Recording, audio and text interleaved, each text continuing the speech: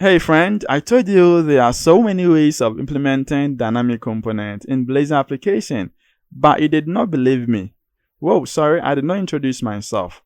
You're welcome to Netcode-Hub channel, and I am Frederick. Today's video, we're going to look at how to implement dynamic component in Blazor application. That is Blazor Server or Blazor WebAssembly. I've made a first video on how to implement this component, and I said in that video that there are so many ways of implementing dynamic component. We had a look at one in that video. If you haven't checked that one out, I'll put it in the description. You can check that one out in there. And also, there's going to be another one to implement dynamic component in the same Blazor application. If you haven't subscribed to this channel, please do that. And also hit on that notification bell so you never miss out any of our upcoming content. If you enjoy what you're going to see today, then do not forget to give this video a thumbs up. It actually improves this channel. Stick around until you are done. I also offer coaching sessions to beginners who are interested in .NET, Blazor, and .NET technology as a whole. So if you're interested, I have a mail in the video description. Hook me up. Alright, so let's have a look here. Now the first thing that we're going to do here is we want to render one of the components that we have in this Blazor project at the runtime. How do you do that? I'm going to just close this. I have this Blazor server application created, and this is the default template that you can see. Now if I go to pages folder, you will see I have this component. This is a counter component, and that's a fetch data component. This is the index. So if I want to call this component in the runtime, this is what I'm going to do. There's a keyword that I can use to run that component, and that is known as dynamic component. So let's have a look on how to implement this dynamic component and passing in the counter component. What I'm going to do first of all here is just type in this dynamic component, and now here it needs this type of. I'm going to pass in the type of and just specify the component name. You can see this is very simple, isn't it? So let's say this is fetch data. Okay, so close this and now close this component. That is all. Now when you run this, this is going to render this dynamically on the page. Let's check it out.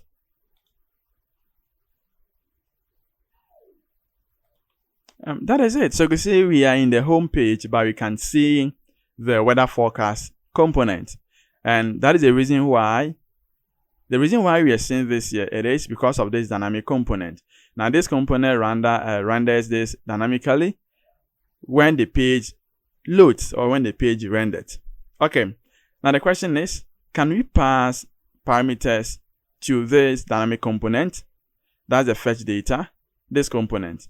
Can you pass parameters to this component? Let's try that. So this is what I'm going to do. I'm going to have a simple hard-coded class.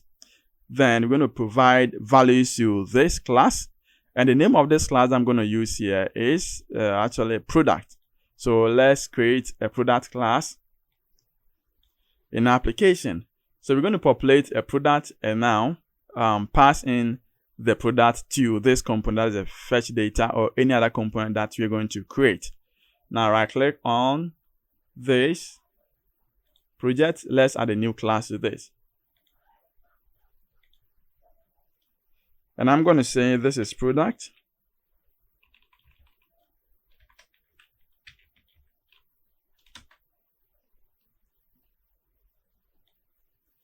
So in this product class, I have just an ID, name, description, and image. All right, this is just a project that I did already. So I copied this from, I've done this already, and it is here. It is on this channel. So I did that in the project. So let's see. Now I have some images that I want to use. So I'll just create a folder and I'll put those images here. So these are the images. You want to create a simple product section as a shop.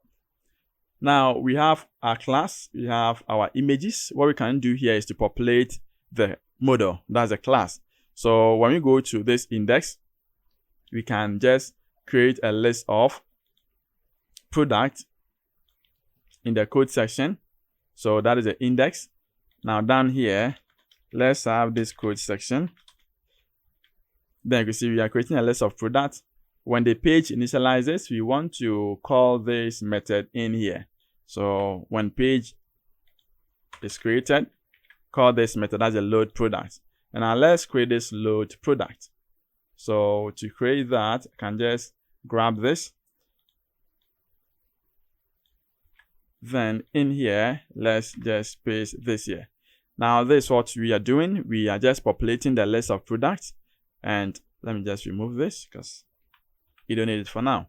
You can see we have this product is a list of products and we are populating it by ID, name, description, and now image. So we have 6 products or 6 items in this product container. So when the page loads, we are calling this method to get this populated. Okay, since this returns now, we can just set up to void and this returns null. Okay, so that is it. Now when you run this application, you're going to have the product over here. But the question is, how can we load or how can we have the product at hand over here? How can we hand it over to this component? That is what we're going to have a look. Okay, so this supports another, it has another property known as parameters. Now parameters contains a dictionary. You know, dictionary works with key value pair. So you have the key and you have the value. The key could be any data type, could be integer, it could be double, it could be string, it could be any, mention it. And now the value could be also an integer, could be a string, could be any other data type. And if you want to handle complex data, then you have to specify there as object. So object is a big container that contains everything. Okay. So since you're going to pass in a list of models, and our model is a list of properties, here we're going to make it as object. Then the key is going to be the name of this, and that's a string, isn't it? Good. So we want to pass this to the fetch data, and that's what we are doing. So first of all, let's change this fetch data into maybe product list. We go to the pages, and I go to the fetch data, click on it, and now let's set this. Before, make sure you close this up. Now let's change this to product list. So product list. So there's the components now. And now when you do that, it means mainly we have to come to the index. And now where we have this fetch data, we have to now change it to product list. All right, so we have it beautifully done. Now next thing we're going to do here is we have to specify the parameters. You can see there's a further you need to specify. And now in here, we're going to specify it as this. We're going to have this dictionary. Then as I said earlier, our dictionary comprises of the key and then the value. So the key here, it is just a string. And now the value here, it is object. Since you're going to pass in a list of model, right? Object. Then we can now close this, open this. And now in here, we can specify the key and our age value. Now, since the key is a string, we're going to specify this key here as product because the product is a word, isn't it? So it's a string passing over here. And now what is the value? The value we said is an object type. So we can pass in this product. And that is the object type, this product. It's an object type that we're going to pass it over here. But for this to be able to work, we have to create a new instance of the dictionary. So add new instance of it. And I think problem solved. So this component here, dynamic component, is going to pass this parameter when the page renders, pass it on to this product list. Now the product list here was once the fetch data, so we don't have any mechanism to handle the product list, isn't it? Now let's go to that product list and I'll try to make some changes in there. But before that, make sure you save this. All right. Now since this, we can use initialize and initialize, and now let's remove this. And now let's make this as void because there's no task to run. Now let's go to this product list and that's the fetch data. So I'm going to clear everything here and let's maintain the fetch data here, right? Let's clear this. And now in here, this is what we're going to do. So in the product list, this is very simple. Let's have our code section. And now this code section is going to contain a parameter known as a list of products. So this is going to be a receiver. Now, when we receive it, we want to check if it's any or if.count. So now we can use, instead of using this count, we can use .any. So it means if it contains any item, then do this stuff. Okay, so we have this, and that is all. So you can see we are passing this as a parameter from the parent component from index, and it is handled with the parameters as a dictionary, which has a key value pair, key for string, value for object. The key, it is the product, single test, and now the object here is a list. We could have made here string, but I want to do that string. It means you have to pass in here as string. So this must be a string of data type. Take note. All right, so we have this set. Let's run this application and see what we have.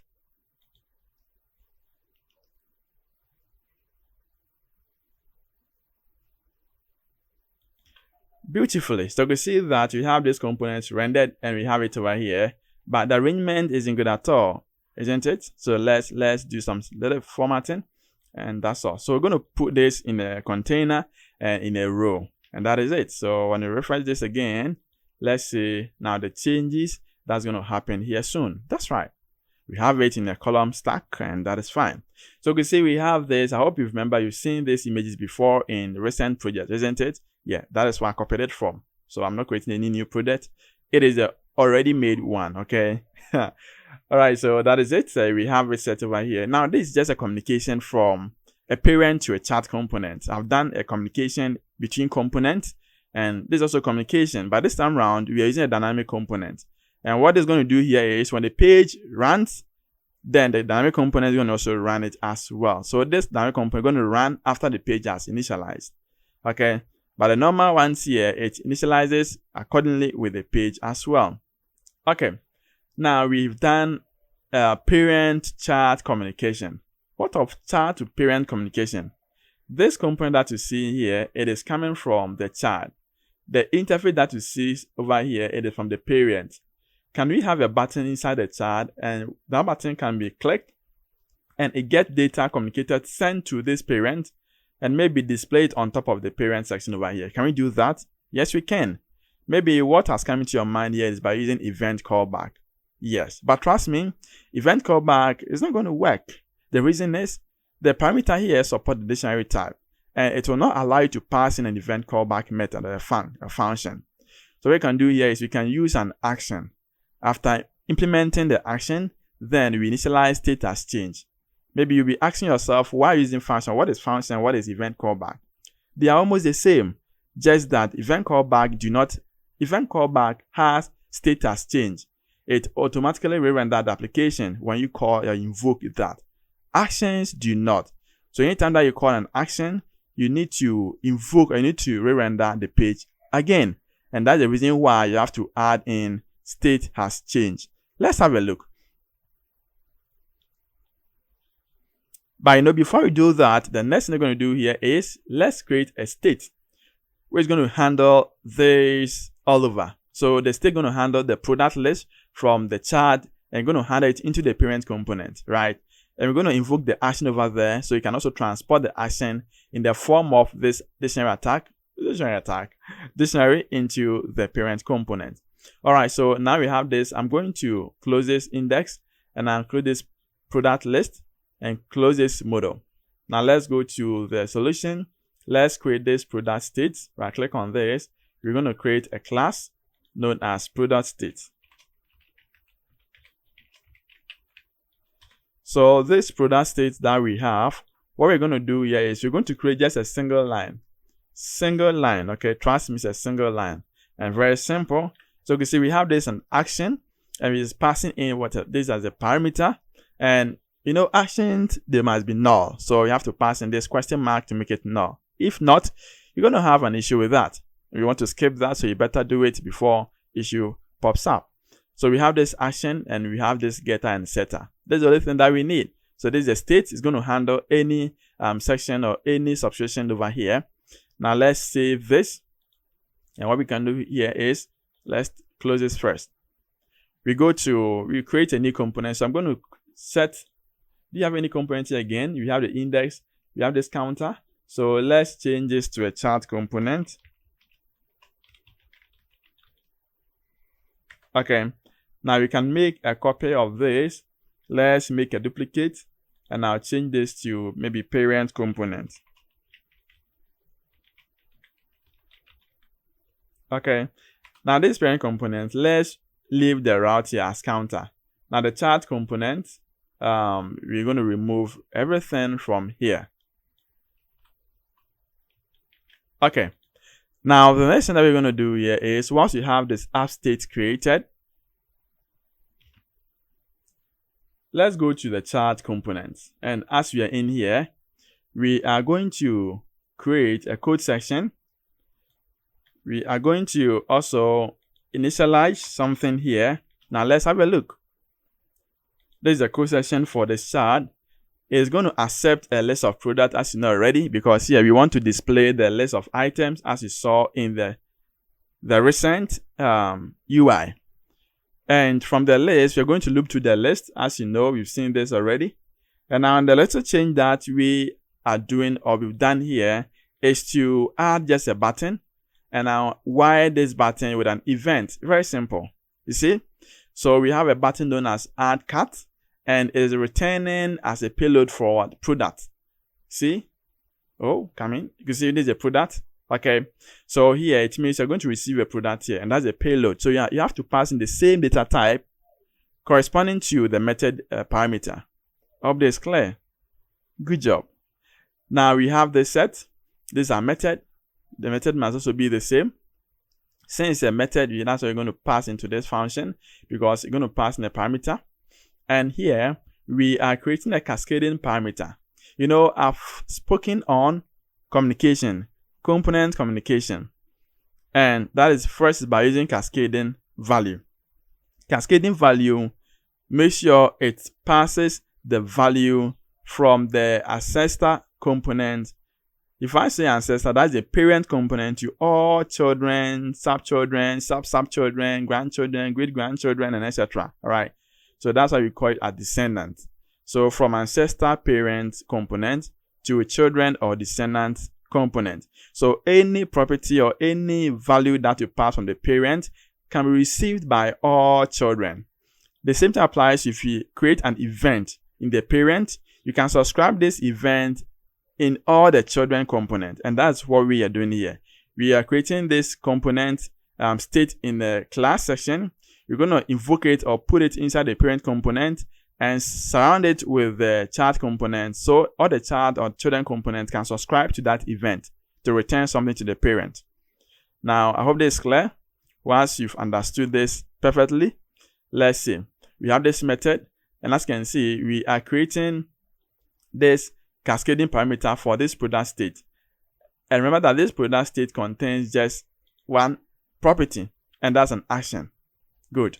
So as you can see from here, you know, this method action here handles with dictionary, string, and object. And now we are returning this item. So we have to create it in such a way that this can be in the form of dictionary. We're going to have a key and an age value. We have it over here. To do that, we have to create a simple variable to handle that. And that's why I said item selected in dictionary.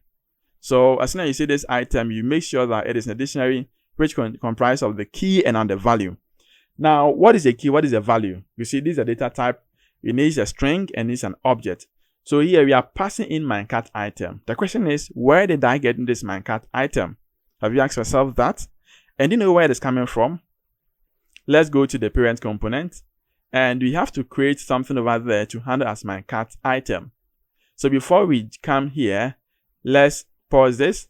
Let's go to the parent component. And now here we have empty thing over here. Let's clear everything. And now let's see what you're going to do there for you to understand what this my cat item is talking about. So in the start section or in the parent section, that is the code section. Let me just grab this. And from this parent, let's paste this here. You know this already, isn't it? Let me close this and open it again. So let me just close all.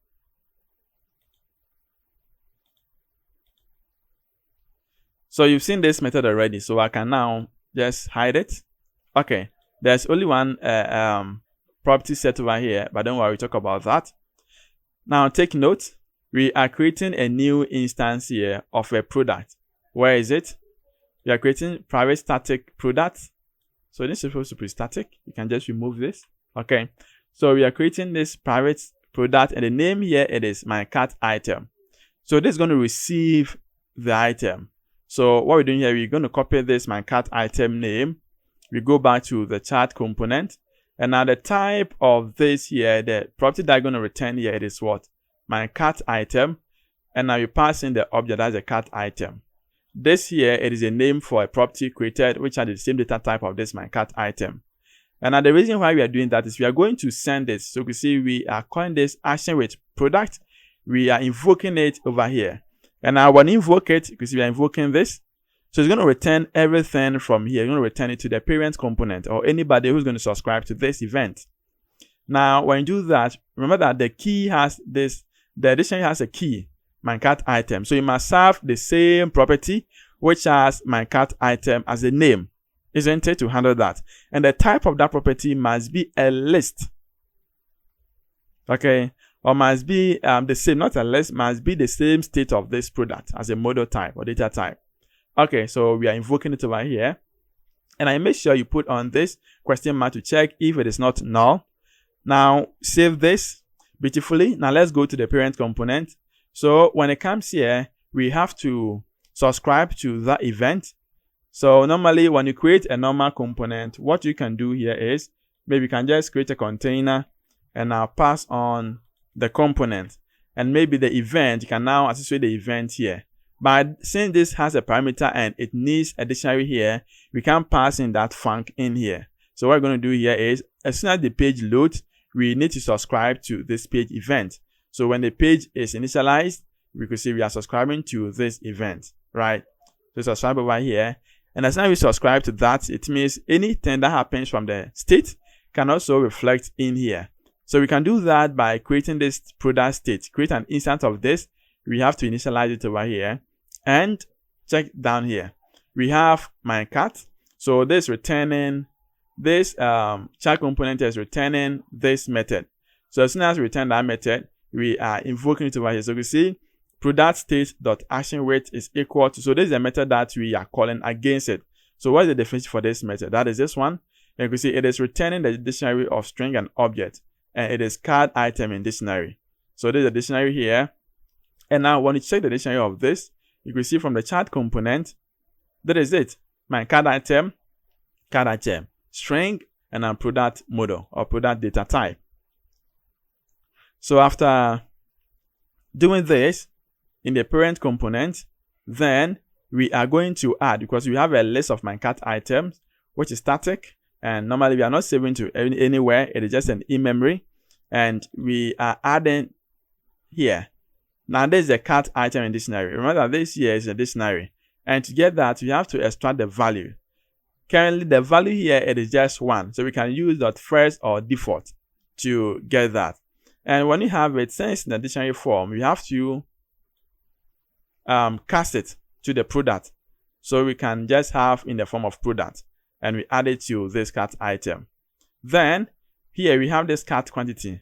It is just a property over here as integer. Then we set this cart quantity to the my cart item.count. So as soon as you click on any item, it's going to count it to this. And now, what if the page loads? That time this button is not clicked. What can you do? That is why when the page loads, we call this method. You want to also get a current count in that list of cart item. And that is it. All this said and done, let's save everything from here. Save everything now. Now let's run this application and see the communication from the chart to parent.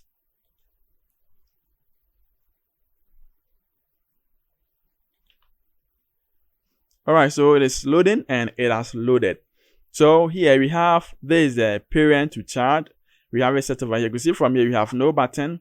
It is just sending data from the parent to the chart. And that's the reason why the chart is displaying the list of products here. There's no associated event to this. There's no communication from the chart to parent. But let's see the second one. That's a counter. Now the counter, there's a communication from the parent to chart because the parent is sending a list of data to the chart. And also there's a communication from the chart to the parent because if I click on this button, the parent must get aware and this must get changed. Let's try it and see if you're able to achieve what we are looking at today.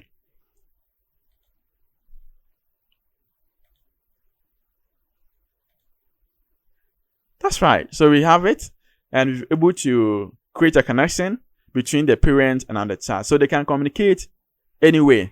So it is a two-directional communication, parent to the child and now child to the parent. All right. So that is it. So you see, this is also another way of implementing dynamic component. Now I've spoken about two, so I've made 2 videos. I'll put the other one in the link description over here. So check it out, and you're going to see another variety of dynamic component communication or rendering dynamic component in Blazor.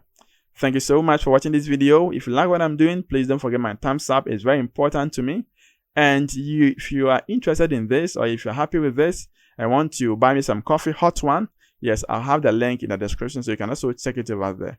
Thank you so much for watching, and take care of yourself, and I'm going to catch you up in the next video.